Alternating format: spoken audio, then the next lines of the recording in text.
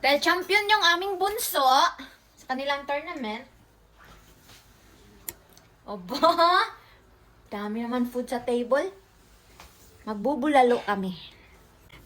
Tapos, ito guys, baka bubulalo daw natin yan. At ako lang ba ang ano guys? Glalagay ng luya pagka sa baka. Lalagyan ko ng, What happened to the water? because I use that for the soup. Lalagay ako ng maraming luya pag ako nagluluto ng baka.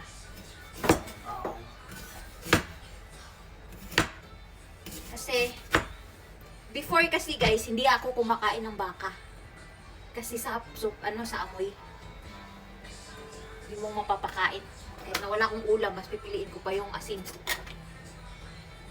Pero, nung ako na ay naging housewife, naging nanay, pwede naman palang matanggal yung anggo ng baka. Lagyan ko siya ngayon ng luya. Mas masarap at mabango. At mas healthy pa. Lalo na kapag winter, ayan, malalaki lang yung hiwa. Pang ano lang naman yan eh. So, enough na yan. Ayan. Lagay ko ngayon siya doon sa pressure cooker. 2 sibuyas.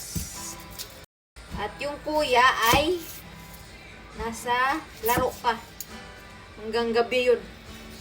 Ang bunso nauna kasi nag-champion sila. 2 araw straight. Laro, tournament din.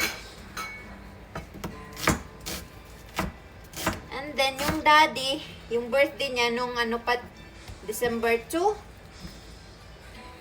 Walang handa dahil hindi naman kami laging kukumpleto sa trabaho, tapos nasa school. Pag nasa school naman, di naman umuwi ng hapunan dahil straight to the practice sa mga kanilang mga sports.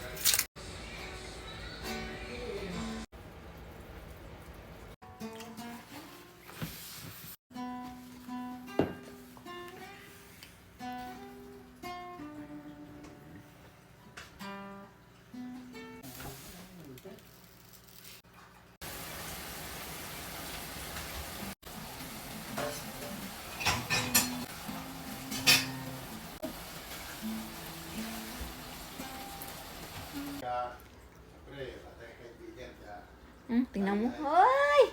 Yung nagdadrama dyan sa corner na yan, takbo.